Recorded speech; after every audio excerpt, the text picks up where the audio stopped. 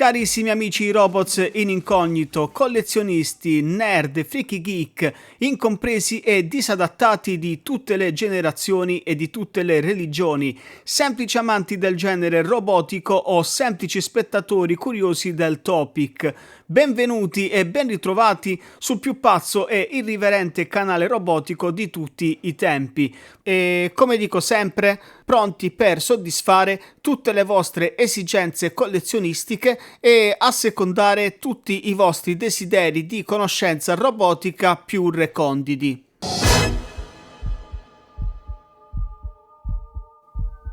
Ci troviamo finalmente qui su questi schermi per una nuova recensione e non potevamo ovviamente non avere anche noi di Robots in incognito il nostro GX76 in versione SP, ovvero Special Paint, ovvero la versione di Grandizer o Goldrake che dir si voglia in colorazione anime. Una fantastica colorazione, lo diciamo sin da subito, perché tanto ormai di video in giro su questo Chogoking ce ne sono parecchi, quindi sicuramente in questo non siamo stati tempestivi, ma come dico sempre, chi se ne frega. L'importante è essere qui, l'importante è essere sempre sul pezzo, l'importante è avere sempre più campane da ascoltare. L'importante quindi è che voi possiate ascoltare anche la campana di Robots in incognito e che anche noi di Robots in incognito possiamo in fin dei conti dire la nostra su questi fantastici prodotti da collezione, questi pezzi più unici che rari di cui siamo tanto appassionati e follemente innamorati. Insomma, l'importante è che voi, carissimi feticisti dei robottoni, possiate avere la possibilità di ascoltare anche la nostra opinione indipendente su questi fantastici oggetti dei vostri e dei nostri desideri. A dire il vero, inizialmente non avevo programmato di recuperare anche questo pezzo, perché in realtà sono già in possesso di un fantastico GX76 Dynamic Classic Normal Edition, del quale sono enormemente soddisfatto e che mi tengo stretto. Un Chogoking che ho amato sin dall'inizio, sin da quando ho deciso di acquistarlo un bel po' di anni fa, quando ne uscì il pre-order. Quindi diciamo che in generale ero già soddisfatto di quella versione e inizialmente quando ho avuto notizia dell'uscita della versione SP, ovvero della versione Anime Color, avevo deciso di bypassare, di non acquistarla, perché la ritenevo, diciamo, un doppione rispetto al pezzo già in mio possesso, ma evidentemente e ovviamente mi sbagliavo e per fortuna, diciamo così, che mi sono ripreso dall'enorme errore madornale che stavo per fare. Fortunatamente ho voluto dare ascolto a quella vocina interiore che mi diceva di comprarlo e di non lasciarmelo scappare. E così è stato. La verità è questa, ovvero che anche in passato mi ero disinteressato dal recuperare le versioni SP del Mazinga Z e del Grande Mazinga, così come al momento non avverto l'esigenza di avere la versione damaged del Mazinga Z, ovvero il GX70 SPD, per quanto sia una fantastica versione, bella e apprezzatissima da tutti noi collezionisti.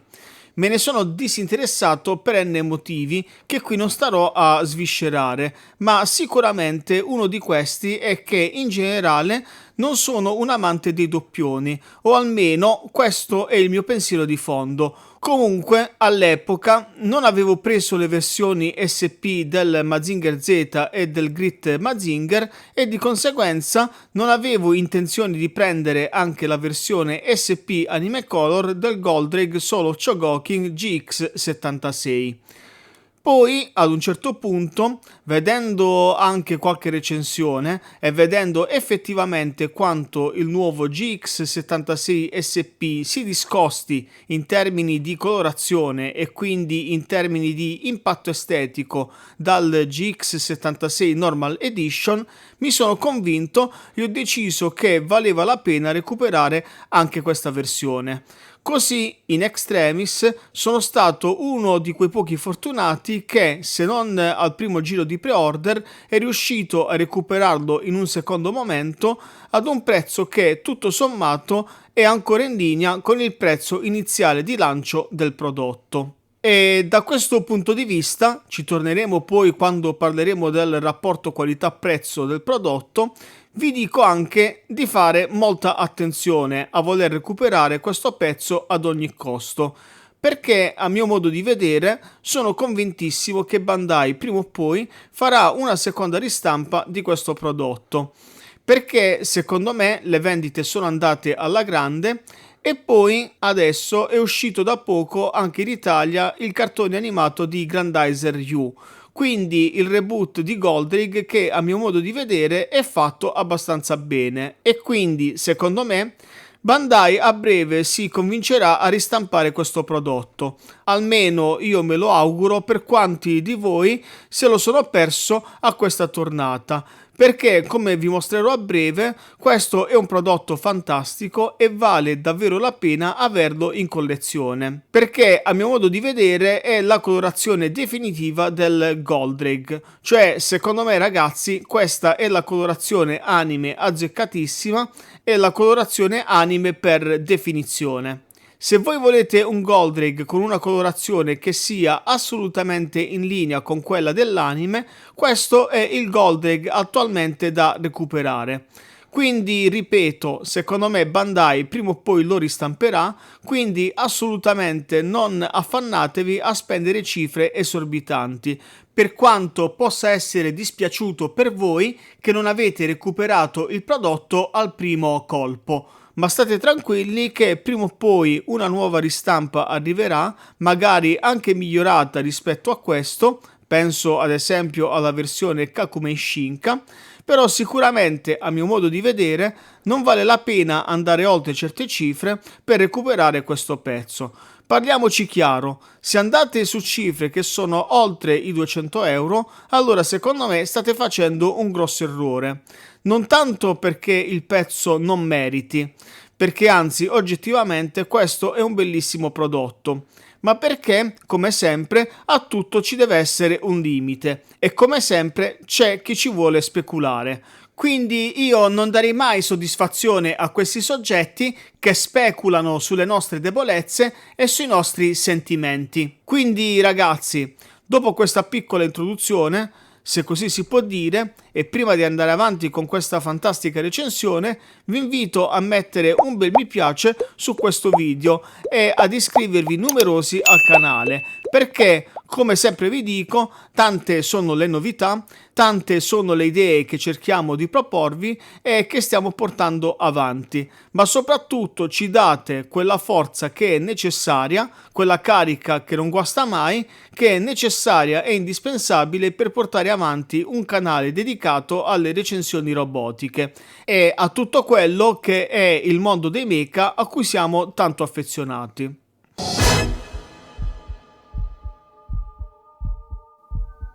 Aggiungo anche che questa è una passione che mi accompagna da quando ero bambino e che, coincidenza vuole, sia iniziata proprio con Goldrake, a cui sono dunque sentimentalmente legato a doppio filo.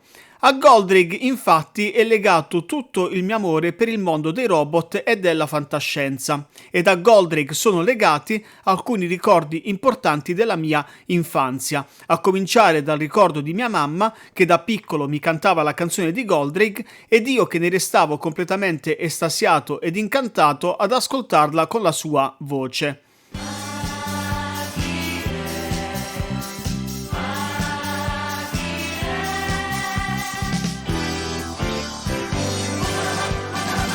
Detto questo, adesso partiamo con la recensione effettiva, iniziando dalla confezione di questo fantastico Grandizer GX76 DC Dynamic Classic di Bandai, nella versione SP Anime Color.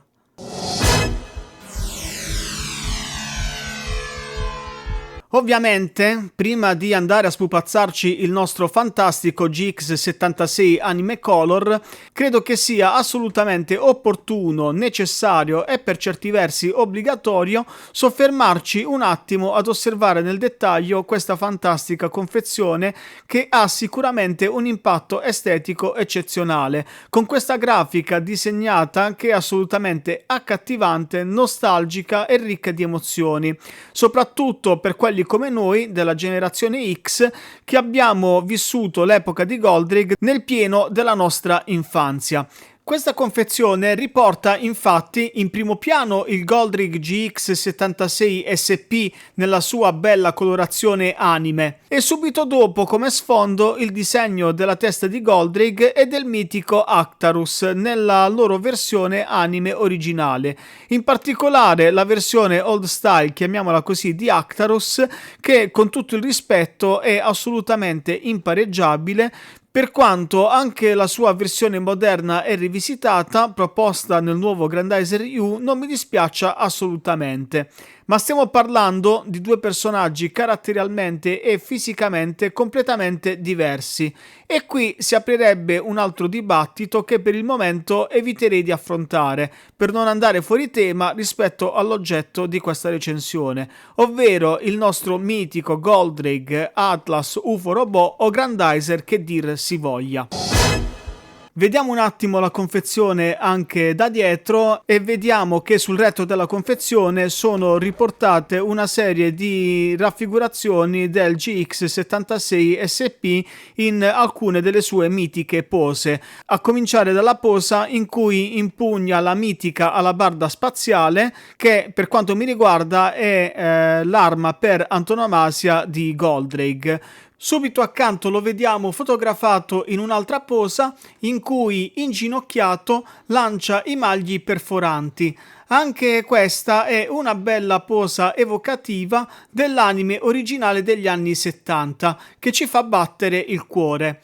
E subito sotto, in rapida successione, troviamo altre due raffigurazioni di questo fantastico Soul of Chogokin, sempre nell'intento di lanciare i mitici magli perforanti. E per terminare, spostate più a destra, troviamo una foto del GX76 SP mentre impugna gli uncini spaziali e sopra a questa foto una foto del GX76 SP in posa sul suo display stand che in questo GX finalmente ritroviamo tra gli accessori.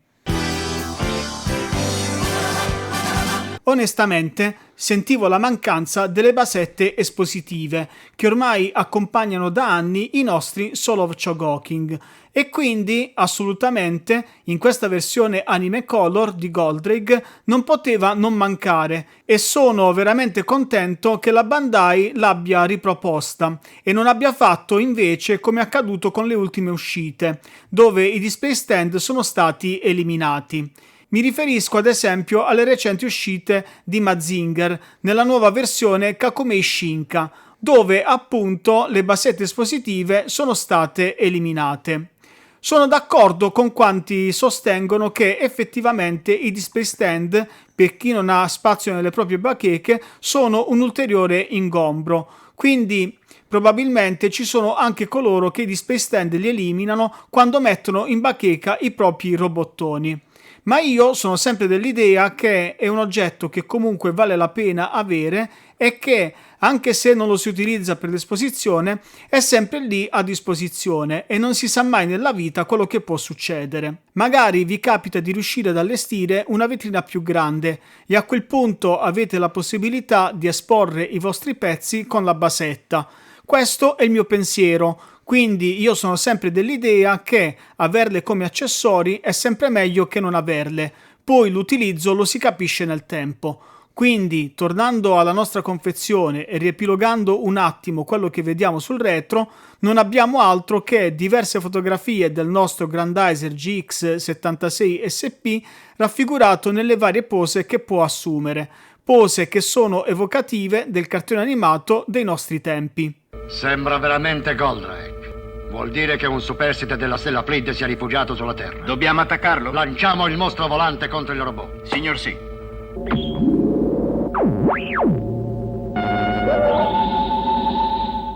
Hanno lanciato il mostro volante.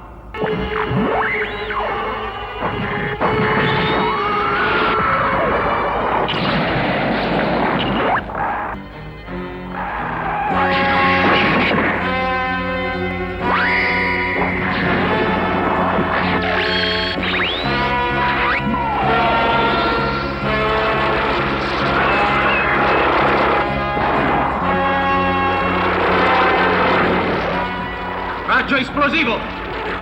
Fuoco!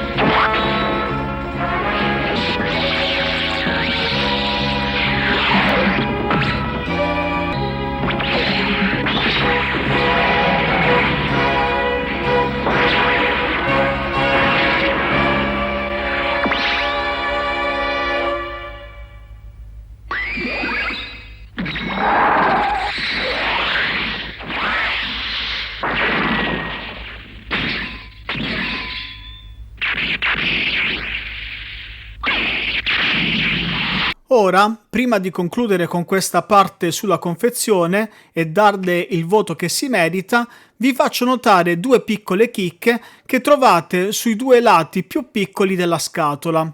Una è la raffigurazione del primo dei mostri spaziali di Vega che Goldrake si trova ad affrontare nel primo episodio della vecchia serie, il mostro spaziale Giru Giru. Mentre sull'altro lato troviamo raffigurate le corna di Goldrake che, aprendo la confezione, vanno a completare l'immagine della testa di Goldrake che troviamo sulla parte frontale. Or dunque, la confezione è fatta davvero bene e per questo si merita un bel 9, nonostante il cartonato non sia dei più spessi, ma in questo caso vogliamo premiarla principalmente per la grafica che è bella, accattivante ed evocativa. Quindi un 9 più che meritato. Bene, scendiamo ora un po' più nel dettaglio e per questa volta vi ho risparmiato tutta la parte noiosa di apertura della scatola, perché immagino che siate ormai impazienti di entrare nel vivo di questa recensione. E così saltiamo dritto al contenuto di questo set. Vediamo quindi cosa contiene questa confezione, oltre al protagonista principale, ovvero il nostro Grandizer o Goldrake GX76 SP, che dir si voglia. Quindi, intanto, vediamo che il nostro robottone è come sempre, come da tradizione Bandai, ben protetto nel suo blister di polistirolo, avvolto in una velina di plastica trasparente che in questo momento non consente di vedere bene tutti i dettagli del robot. Separatamente abbiamo poi il blister degli accessori e per finire abbiamo il manuale delle istruzioni che a breve andremo un po' a sbirciare. Eccolo qua. Vediamo dunque che per gli accessori in realtà ci sono due blister, l'uno in sovrapposizione all'altro, per poterli tenere in maniera organizzata all'interno della scatola. E vediamo che il primo blister, quello che è posizionato in alto, contiene i tre tipi di magli perforanti, uno chiuso in modalità supposta, uno classico con le lamelle rivolte in avanti semiaperte sul pugno, che è appunto il maglio perforante che solitamente Goldrake lancia sui suoi nemici, ed infine un paio di magli perforanti con le lamelle aperte a fiori come un girasole. Notate che per i magli perforanti sono forniti due appositi avambracci che vanno sostituiti ed utilizzati al posto di quelli di ordinanza che trovate già montati sulla figura. Sempre nel primo blister troviamo i due boomerang spaziali con i relativi manici che vanno a formare prima gli uncini spaziali e poi, unendosi ulteriormente, vanno a comporre la mitica alabarda spaziale. Inoltre troviamo i supporti per ancorare il GX76 SP in posa sulla basetta espositiva. Nel secondo blister invece troviamo appunto la basetta espositiva con la classica targhetta riportante il nome Grandizer. Eccola qui, tiriamola fuori dal blister, così la vediamo un po' meglio.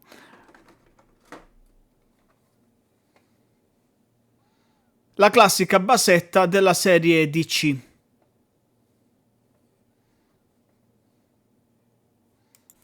E facciamoci un po' di spazio. La basetta si apre e contiene un altro piccolo blister con 5 set di mani e le parti della mutanda anteriore che si attaccano al posto di quelle già montate sul robot. Queste parti opzionali servono appunto per dare maggiore escursione di movimento alle gambe e consentire dunque alla figura di assumere pose un po' più dinamiche.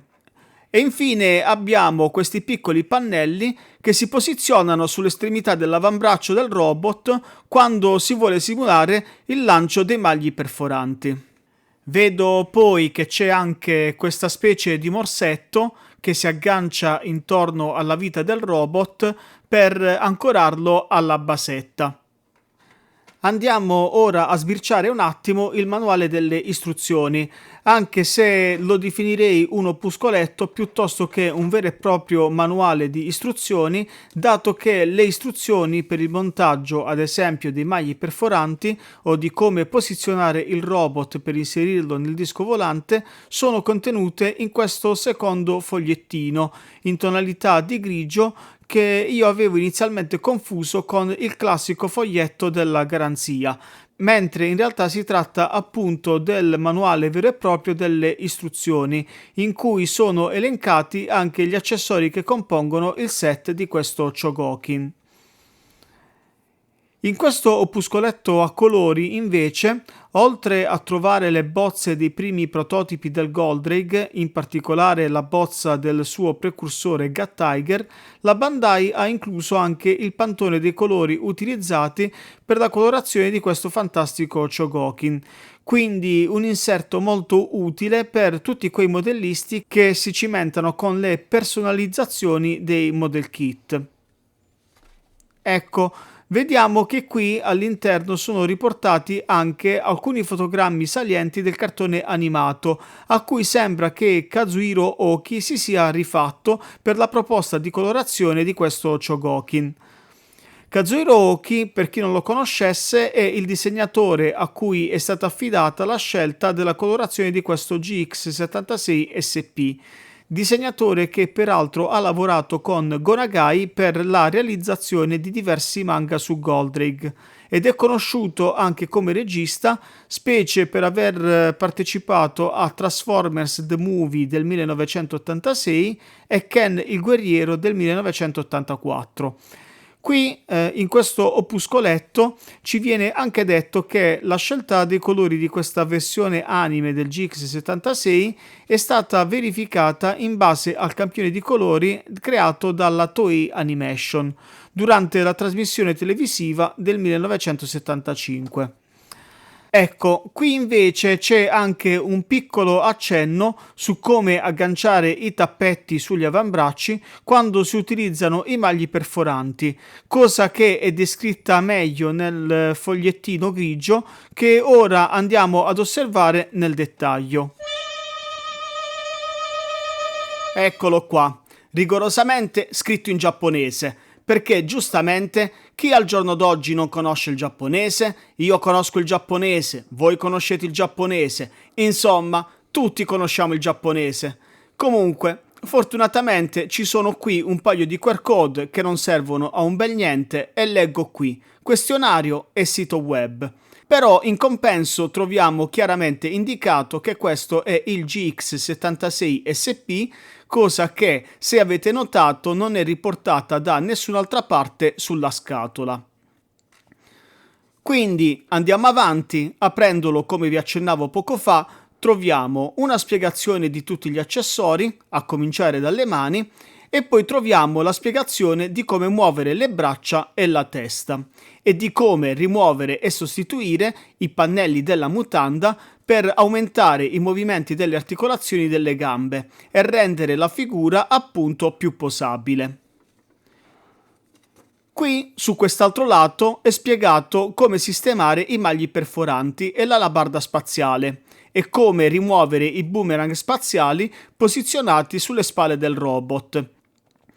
Insomma, sembra esserci davvero tutto.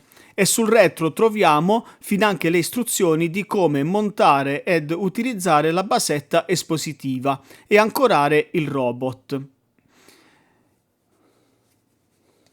Insomma, in un misero fogliettino Bandai ha raccolto tutto quello che serve. Tutta la ciccia delle istruzioni è racchiusa qui in questo prezioso fogliettino cartonato grigio, che a me personalmente ricorda il libretto di circolazione della mia auto. Peccato che sia scritto tutto in giapponese, ma soprattutto non capisco perché non fare un unico fascicolo dove raccogliere tutto il materiale informativo invece che avere 2 opuscoletti separati. Insomma, come al solito, dobbiamo complicarci inutilmente la vita. In conclusione, vista e considerata la discreta quantità di accessori di cui è composto questo set del GX76SP, diamo agli accessori un punteggio pari a 7.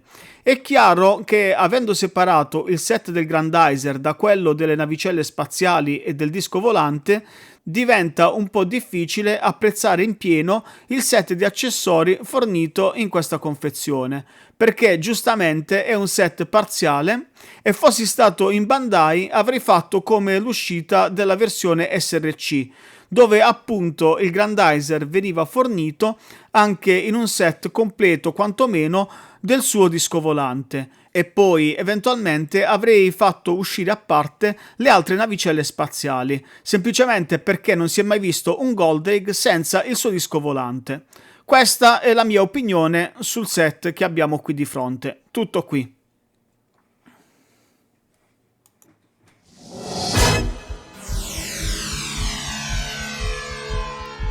E finalmente siamo arrivati al momento clou di questa recensione, il momento che tanto aspettavate, quello in cui si svelano tutte le carte, ovvero il momento in cui sveliamo finalmente le fattezze di questo Soul of Chogokin, mettendolo alla luce in tutto il suo splendore. Quindi ora, senza ulteriori indugi, tiro fuori il robot dal suo sarcofago in polistirolo e lo libero dal velo di maglia che ne copre le reali fattezze.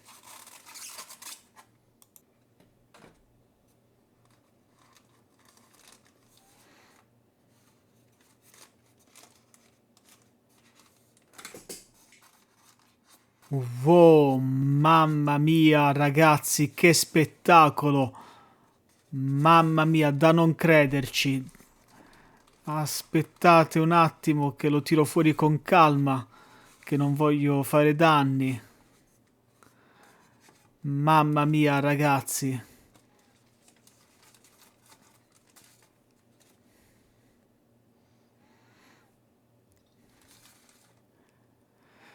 Wow, wow, wow. Avevo capito dalle altre recensioni che era davvero bello, ma adesso che ce l'ho sotto gli occhi, ragazzi, è tutta un'altra storia.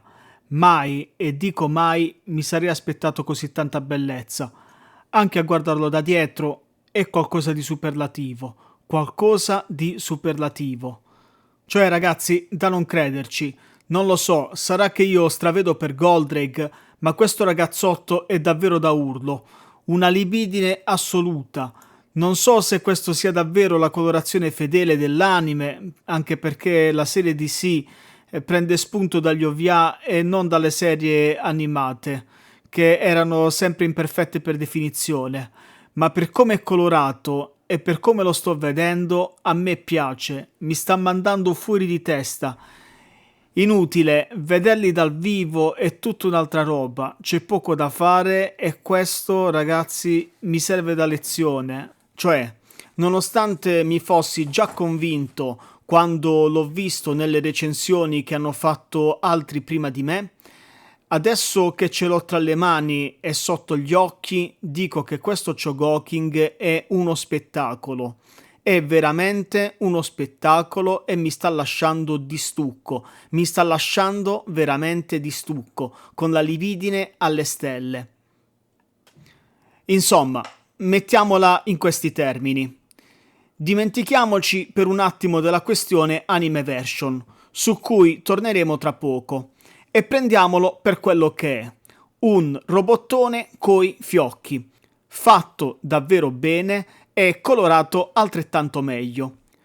Guardate che roba, guardate com'è armoniosa la scultura del corpo e com'è proporzionata, per non parlare della colorazione, che non è proprio opaca, ma di un semilucido quasi opaco che tende a dargli il giusto volume, perché il robot ha una forma molto slanciata, ma questa colorazione semilucida fa sì che non risulti né troppo magro e né troppo spento.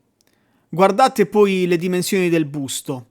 Non è un busto eccessivamente pompato, con le spalle che sono giustamente più larghe del bacino, ma nella giusta misura, e quindi gli conferiscono un fisico da macho che dà l'idea di essere muscoloso, ma è allo stesso tempo agile e scattante. Magari, per rendervi meglio l'idea, lo metto un attimo a confronto con il GX76 Normal Edition. Eccolo qui, voilà. E come potete vedere con i vostri stessi occhi, sono praticamente lo stesso robot, ma con una colorazione completamente diversa. Ed è appunto la colorazione a renderli unici entrambi, ma a dare al GX76 SP un effetto ottico differente alle proporzioni del corpo. Insomma, con questa colorazione il GX76 SP sembra essere un po' meno slanciato, ma come giusto che sia, perché nel cartone animato Goldrake aveva appunto anche la sua robustezza. Insomma, l'impatto estetico è notevole. Rispetto al GX76 Normal Edition la differenza di colorazione è notevole, anche se io trovo bella anche quella dello standard e sono contento di avere entrambe le versioni. Forse l'unica vera pecca è nella cabina di pilotaggio, che nella versione standard è realizzata con un vetrino in plastica trasparente e opaca, mentre qui è completamente colorata. Sinceramente avrei mantenuto la soluzione del vecchio GX76, dato che anche nel cartone animato spesso si vedeva che lì c'era il vetro della cabina di pilotaggio. Comunque sia, abbiamo a che fare con scelte stilistiche che alle volte non comprendo e non condivido, ma ciò non toglie che questa figura sia davvero eccezionale. In sintesi, l'impatto estetico del GX76 per me è notevole, anche se ammetto che tutto dipende dal peso e l'importanza che date al concetto di anime color.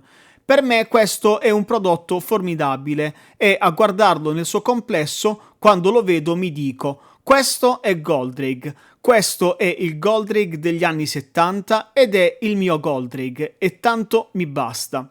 Per questo voglio dare all'impatto estetico un bel 9, con tutto l'immenso piacere che a me questa action figure mi provoca.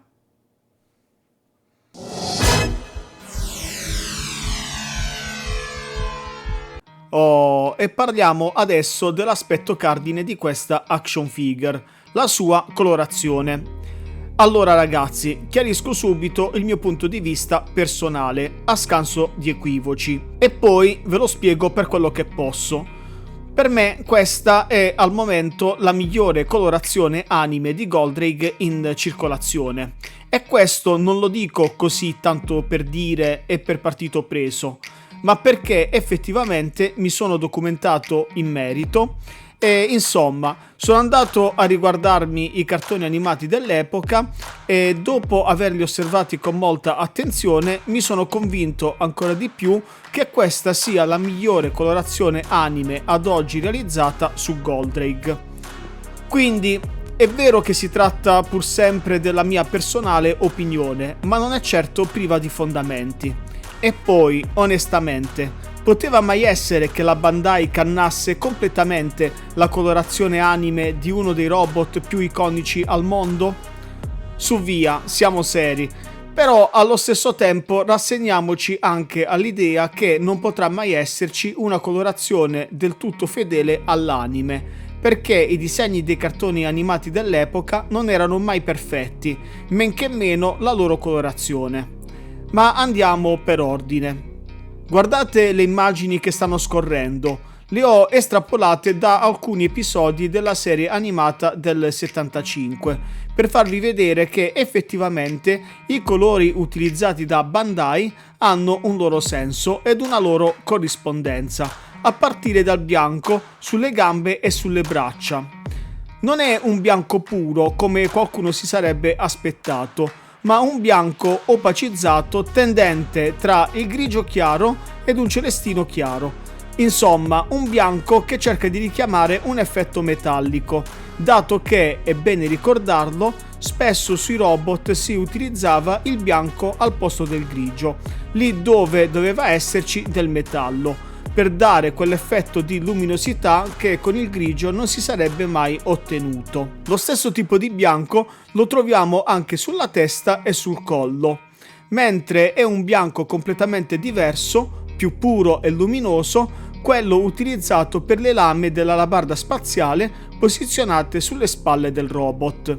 Anche qui vediamo che in molte delle scene del cartone animato le lame sono sempre di un bianco ben più luminoso del bianco utilizzato su altre parti del corpo. Quindi anche in questo particolare i colori sono quelli giusti.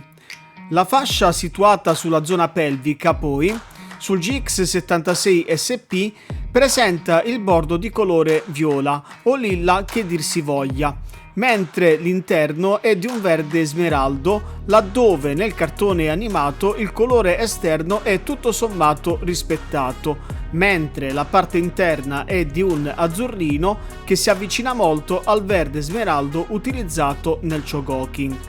Dunque, anche in questo caso potremmo dire che tutto sommato ci siamo. Vedo poi che le fasce viola che contornano la parte superiore delle braccia e le ginocchia di Goldrake sono lo stesso viola che abbiamo appena visto sulla fascia pelvica, sia nel cartone animato che sul Chogokin. Sinceramente non saprei dirvi se è più chiaro quello dell'anime o quello del Chogokin. A me personalmente sembrano abbastanza simili, ma anche in questo caso la tonalità non è sempre uguale in tutti i disegni e credo anche che molto dipenda dai giochi di luce ed ombre che nel cartone animato i vari disegnatori hanno cercato di ricreare. Ecco perché non stare lì a fare della filosofia sulle tonalità più o meno accese del viola o del verde smeraldo che sia.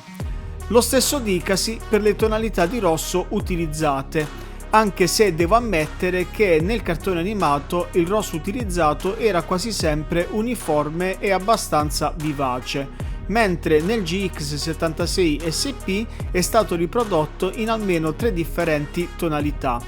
Forse la tonalità di rosso meno azzeccata è quella delle fasce sulla mutanda, che nel cartone animato è molto accesa e vivace, mentre sul Chogokin è più scura ed opaca, tendente al bordeaux. Sono invece azzeccatissime le diverse tonalità di giallo utilizzate per le corna e gli occhi. Il giallo più scuro delle corna inferiori rispetto al giallo più luminoso delle corna superiori sono la parte più riuscita di tutta questa nuova colorazione, e forse sono uno dei tratti più distintivi di tutto il GX76 SP rispetto al GX76 Normal Edition. Forse avrei giocato un po' di più sul contrasto, ma sta di fatto che la scelta cromatica è giustissima. Come già detto, credo poi che sia stata ottima la scelta di optare per una colorazione semilucida al posto di una colorazione completamente opaca, che avrebbe forse finito con lo spegnere la vivacità e lo slancio di questo robot. Insomma, in generale io trovo che questa colorazione non solo sia bella, ma sia davvero anime version, per quanto uno voglia trovare il pelo nell'uovo, specie se consideriamo che questo modello fa parte della serie Dynamic Classic DC di Bandai e quindi per definizione si rifà ai migliori disegni di Goldrig in circolazione, quelli dei lungometraggi in primis, risultando dunque anche la migliore sintesi in termini di colorazione ad oggi in circolazione. Poi cos'altro aggiungere, se non dire che con questa colorazione il volto ha davvero raggiunto dei livelli di espressività mai visti prima. Guardate come si alternano i colori, dal chiaro allo scuro, soprattutto le tonalità di bianco e di grigio utilizzate e il giallo degli occhi esaltano la scultura del volto in una maniera pazzesca. Insomma ragazzi, la colorazione e la scultura del volto sono, secondo me, da 10 e lode, oltre che molto simili al cartone animato. Peccato per qualche imperfezione che come al solito Bandai ci regala, qualche segno di sprua o qualche sbavatura non previsti che rovinano la festa, ma sapete che vi dico, chi se ne frega.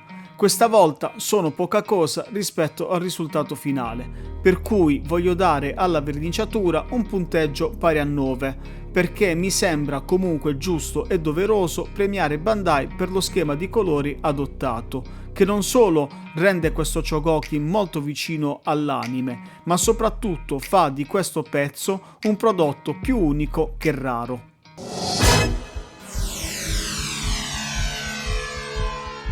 Ora, per quanto riguarda la corrispondenza al cartone animato, visto e considerato che molto fa la colorazione, non credo che servi aggiungere altro e quindi gli diamo subito un voto che per forza di cose non può che essere in linea con quello della colorazione. Quindi do alla Cartoon Accuracy un punteggio pari a 9. Ragazzi, lo vedete? Questo è Goldrig, che altro dire?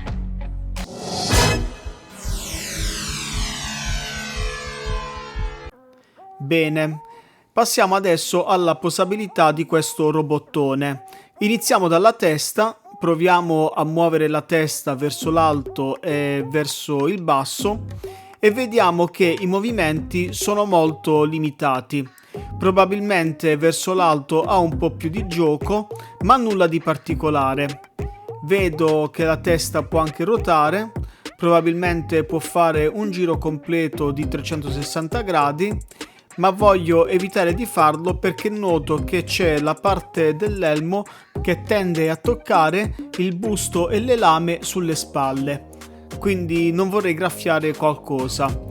Vediamo da dietro che effettivamente c'è il meccanismo che permette di portare indietro la testa quando inseriamo il robot nel disco volante.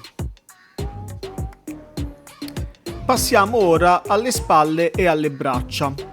Possiamo sollevare il braccio lateralmente, ma c'è un limite dovuto alla spallina che ostacola i movimenti. Vediamo che posso comunque ruotare il braccio di 360 gradi, ma per le alzate laterali bisogna spostare la spallina. In questo modo.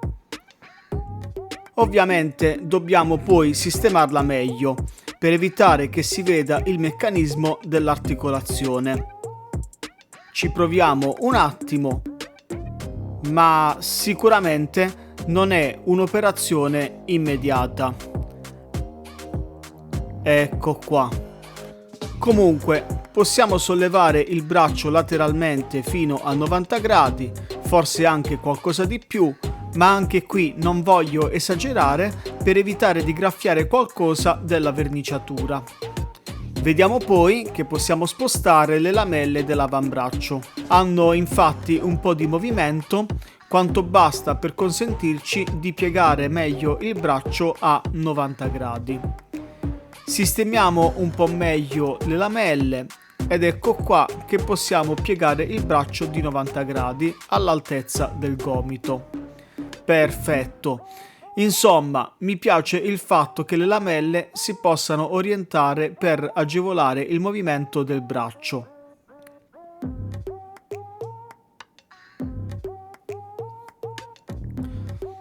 Proseguiamo e passiamo alle articolazioni delle gambe. Giriamolo un attimo e vediamo che c'è questa soluzione molto bella adottata all'altezza delle ginocchia con questa parte che va a scomparsa e che ci permette di piegare le gambe senza far vedere troppo i meccanismi delle articolazioni. Quindi è possibile piegare la gamba di 90 gradi all'altezza del ginocchio. Vediamo invece che i movimenti delle gambe all'altezza delle anche sono molto limitati, proprio come succedeva nel vecchio GX76 Normal Edition. Sistemiamo meglio anche l'altro braccio, aggiustiamo le lamelle dell'avambraccio così da liberare l'articolazione e proviamo a dargli una posa un po' più dinamica. Pieghiamo il braccio in questo modo, portiamo sul braccio così e anche qui ci tocca sistemare un attimo la spallina. Ecco qua, perfetto. Insomma, apriamo un attimo di più le gambe, vediamo che questo è il massimo che credo che si possa aprire. Possiamo muovere anche i piedi che possono oscillare lateralmente. Ed ecco qua. Ma ovviamente non è una posa molto stabile, anzi direi proprio per nulla. Da questo punto di vista diciamo che non è proprio il massimo. Come action figure non è molto posabile come quasi tutti i vecchi sock della Bandai. Ma pazienza, effettivamente qua si può smontare la mutanda in modo tale da sostituire questo pezzo che ora stiamo vedendo con il pezzo opzionale che troviamo dentro la basetta espositiva. Attenzione agli ingranaggi per agganciarlo perché effettivamente sono molto esili, quindi è facile spezzarli.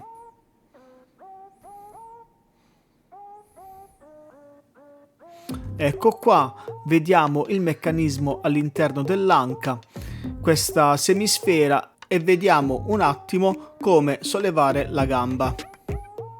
Ad occhio e croce dovrebbe sollevarsi di almeno 90 gradi. Proviamo a sollevare la gamba. Comunque le articolazioni sono un po' dure da muovere, non è semplice né immediato muovere le gambe. Proviamo a sollevare un po' di più, ma anche qui non voglio forzare troppo. Riguardando il meccanismo, credo che ci sia qualche altro margine di manovra, ma non oltre i 90 gradi. Insomma ragazzi, i movimenti delle gambe sono abbastanza limitati, il che non è che sia proprio il massimo per una action figure. Ribadisco, qui a copertura andrebbe messa la parte della mutanda che abbiamo come pezzo opzionale, anche se ora non sto a metterlo. Diciamo che va bene così. Vado a riagganciare il pezzo della mutanda, cercando di capire qual è il verso giusto per agganciarlo senza fare danni, ma onestamente non riesco a capire se devo agganciare prima la parte laterale e poi spingere davanti, o se al contrario devo agganciare prima la parte davanti e poi lateralmente. Vediamo un attimo. Ok, va fatto il contrario, va agganciato prima lateralmente e poi basta spingere un attimo sul davanti, perfetto. Va ad incastro facile facile, ok. Ecco qua il nostro Goldrake, in una posizione un po' del cavolo, ma questo è quello che ci passa il convento. Sistemiamo un attimo i piedi per stabilizzarlo meglio. Eccolo qua, bello trionfante. Mettiamolo un attimo qui e passiamo alle mani sostitutive. Adesso proviamo a cambiargli le mani. Metteremo una mano aperta, questa, molto bella la scultura della mano e ben definita. Bella, bella, bella, mi piace come dettagliata sia sul dorso che sul palmo della mano. Dietro vediamo anche come l'aggancio. Molto bella la forma della mano, anche se io preferisco le mani articolate. Passiamo al pugno. Eccolo qua. Spero di aver azzeccato il pugno per l'impugnatura giusta, perché ce ne sono di due tipi. Quindi per la posa che voglio fargli assumere con l'alabarda spaziale, spero che questo sia quello giusto. Ok, smontiamo il primo pugno, quello del braccio sinistro, che come potete intuire è un aggancio abbastanza duro da staccare. Ecco qua. Vediamo la classica ball joint che funziona da aggancio e andiamo a mettergli la mano sostitutiva. Come vi dicevo, bisogna fare con una certa forza, ma senza esagerare, magari dosando come sto facendo io ora. Ecco qua, mi sembra che ci siamo. Secondo me non sono pezzi che si possono attaccare e staccare più volte, si rischia di rovinarlo e di rompere qualcosa. Comunque, questo è andato, siamo riusciti ad attaccarlo senza fare danni. Perfetto. Sistemiamo nuovamente la spallina e passiamo all'altra mano. Smontiamo anche l'altra mano.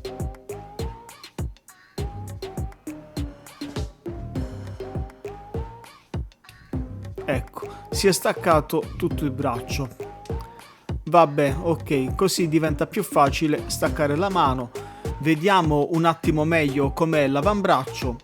Effettivamente l'avambraccio è facile da staccare, ma non ci conviene riagganciare la mano così perché in questo modo non abbiamo una buona presa. Ci conviene prima riagganciare l'avambraccio, ecco qua, agganciamo il braccio così e poi passiamo ad agganciare la mano. Eccola qui, afferriamo bene il braccio, ruotiamo e spingiamo. E porca paletta, non si aggancia. Che palle ragazzi, qui ci vuole davvero molta pazienza per evitare di fare danni. Il rischio è davvero quello di spaccare la ball joint. Ecco qua, fortunatamente ce l'abbiamo fatta. Per fortuna l'innesto è andato perfetto ed ora ci siamo. Vediamo se questo è il pugno con l'impugnatura giusta, perché sinceramente inizio ad avere qualche dubbio. Ho come la sensazione di aver scelto l'impugnatura sbagliata per la posa che gli voglio dare, il che mi disturba dato che non mi piace l'idea di dover staccare e riattaccare la mano. Ad ogni modo proseguiamo, posizioniamolo un po' meglio. Eccolo qua. Goldrake è pronto. E adesso montiamo l'alabarda spaziale. Montiamo prima l'uncino spaziale con la punta dell'uncino, eccolo qua, e poi andremo a comporre l'alabarda spaziale. Intanto vi faccio notare che anche il colore dell'alabarda spaziale è proprio quello dell'anime.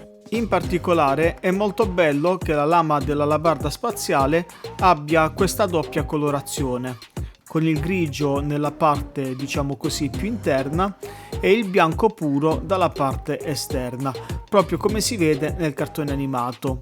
Una vera e propria chicca per gli amanti degli anime color. Ecco qua.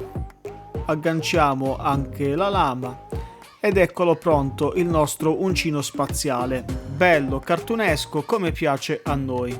Proviamo a farlo impugnare al robot e, come temevo, ho scelto l'impugnatura sbagliata. come al solito, per la legge di Murphy, se qualcosa può andare storto, sicuramente lo farà. Quindi cambiamo, togliamo per il momento l'uncino spaziale e prendiamo l'altra impugnatura. Eccola qui, la facciamo vedere. Anche questa mano è bella dettagliata, presenta una buona scultura sia sul dorso che sul palmo chiuso. Il foro per l'innesto della ball joint, a parte qualche segno di sprua, davvero molto bella. Procediamo dunque con la sua sostituzione. Sempre se riesco a capire come prenderlo. E niente, anche questa volta si stacca il braccio.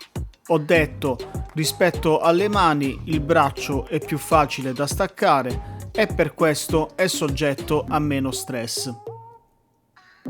Ecco qua. Adesso ho sentito anche lo scatto dell'innesto.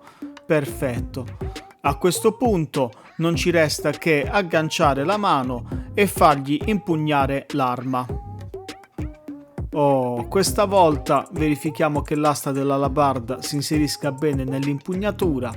Effettivamente conviene inserire l'asta nell'impugnatura prima di agganciare la punta dell'uncino spaziale. Agganciamo la mano. Ragazzi, comunque vi confermo che l'aggancio con queste ball joint è davvero duro e ho paura che si possa spezzare. Ok, infiliamo prima l'asta dell'uncino spaziale e poi andiamo ad agganciare la punta. Bene, ottimo così. Recuperiamo la punta con l'innesto maschio. Eccola qui.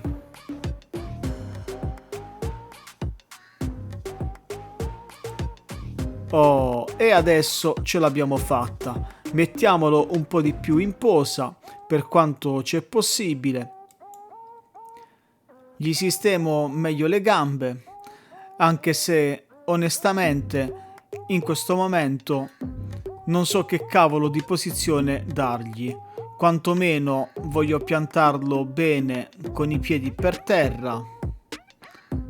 Ok.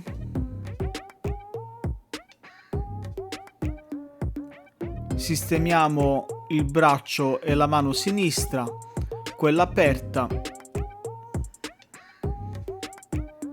e posizioniamo meglio la testa.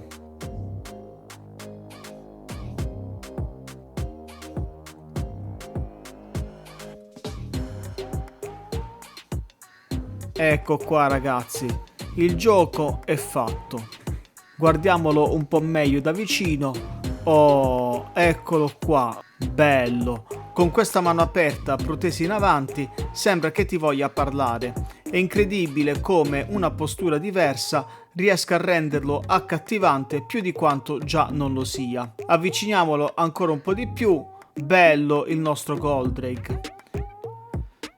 Ci sono un po' di problemi di messa a fuoco, ma eccolo qui, bello ragazzi, molto bello, molto bello, assolutamente, continuo a dire che è davvero impressionante, almeno esteticamente davvero impressionante. Peccato che non ci sia una possibilità migliore, ma per questo aspettiamo il Kakumei Shinka, anche se, visti i tempi biblici con cui Bandai ha fatto uscire questa versione, chissà quando ne vedremo una anime color super articolata. Intanto sistemiamo l'uncino spaziale e ammiriamo il nostro Goldrake, unico nel suo genere, irripetibile, ipnotico. Non ho mai visto una mano robotica così espressiva. È un alieno, un innamoramento continuo. Rimettiamolo giù per qualche istante. E adesso andiamo a completare l'alabarda spaziale, così facciamo vedere come sta con l'alabarda spaziale. Ok, anche la seconda sezione è pronta, procediamo con l'assemblaggio. Togliamo il gancetto Effettivamente non ci serve rismontare tutto, ma è sufficiente togliere la punta e agganciare l'altra parte dell'alabarda spaziale. Posizioniamola meglio. Opla!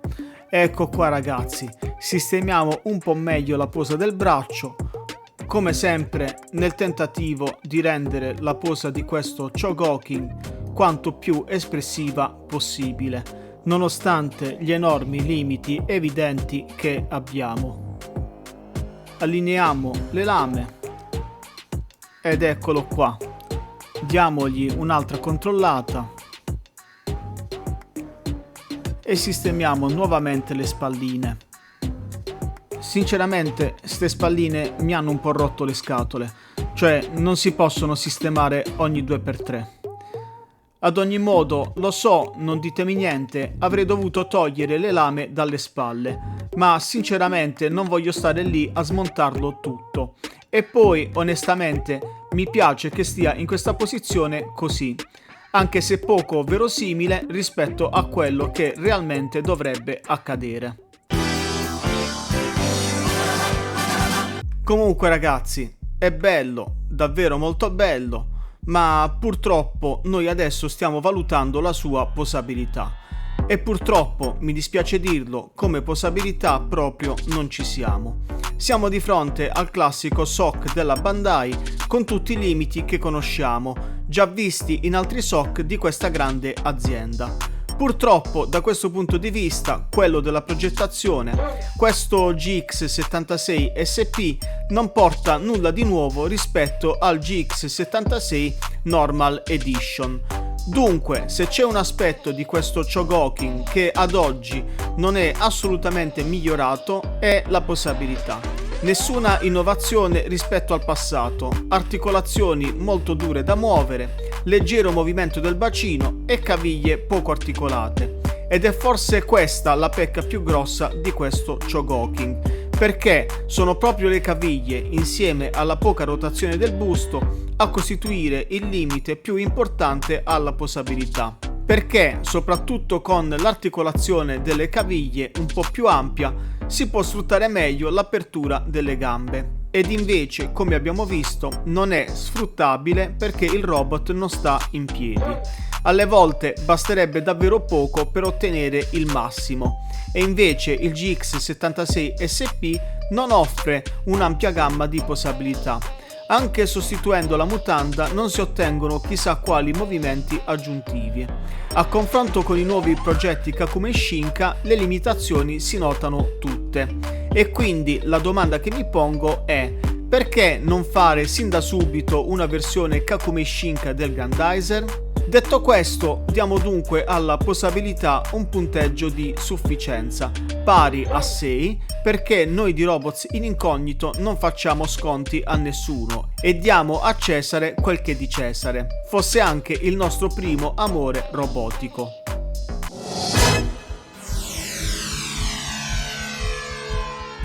E soffermiamoci solo un attimo sui materiali. Come altezza, come potete osservare anche voi, siamo a circa 18 cm, forse qualcosina in più, ma tutto sommato l'altezza è quella. Invece, come peso, come vi sto mostrando, siamo a circa 350 grammi. Quindi possiamo dire che tutto sommato la quantità di lega di metallo è buona e lo si avverte anche al tatto. Sui materiali dunque, a parte questo, non c'è molto altro da dire, se non che sono i soliti materiali di qualità che Bandai utilizza per la serie Soul of Chogokin. Buone le plastiche, buona la quantità di lega di metallo utilizzata, quindi non possiamo che dargli un punteggio pari a 9, senza ulteriori indugi.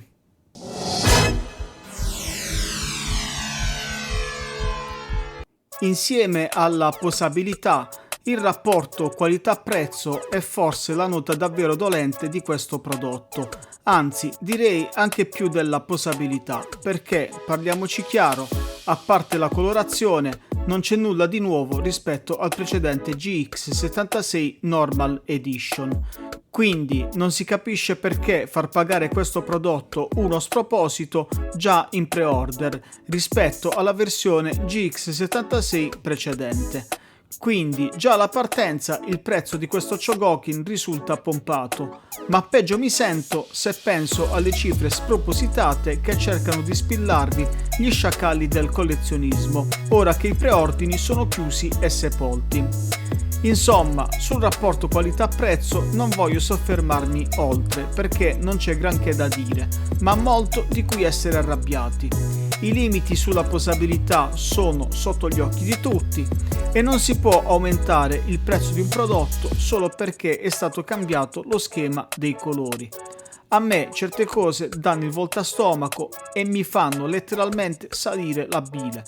Per questo gli assegno un punteggio pari a 5 per il rapporto qualità-prezzo, senza alcuna pietà, e sono fin troppo buono.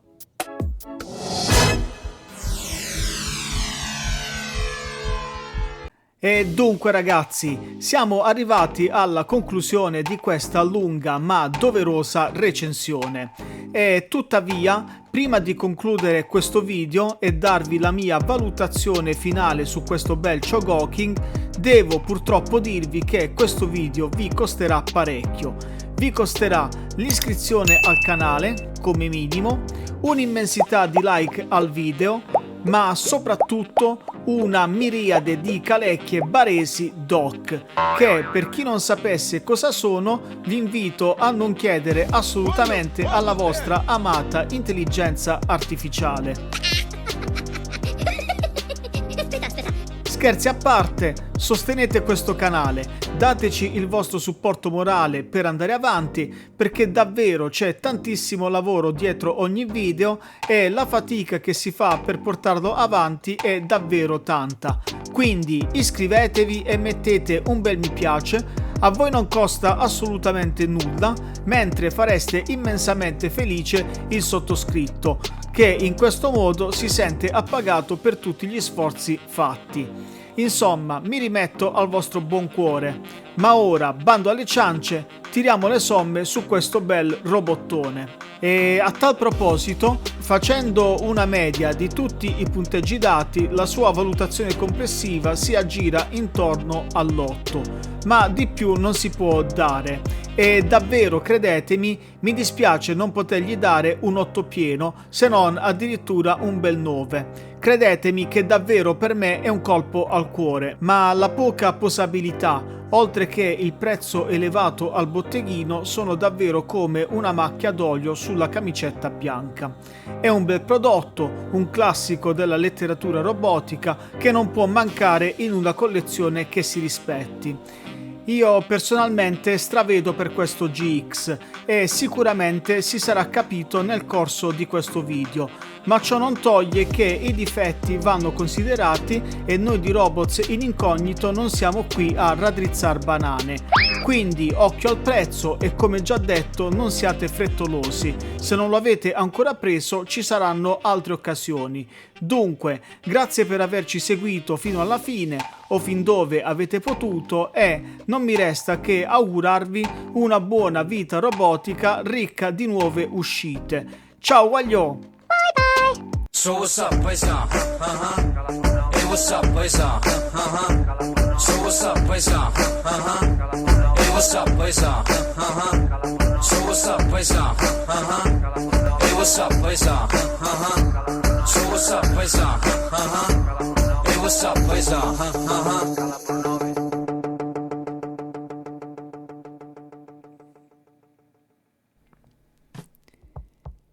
Coionello, ho trovato questo bel pistolone. Lei saprebbe dirmi per caso di chi è? Sono tanto curiosa di conoscerlo. Mi sembra un tipo molto interessante.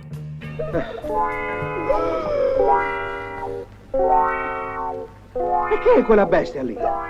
Questo è più grosso di un idrante dei pompieri di Vigiù. Tu mica fai la pipì, figlio mio. Tu fai le caschette del Niagara, fai. Questo bisogna mandarli in artiglieria con quel pezzo da 90 che si ritrova. È troppo sbilanciante per le marce, questo.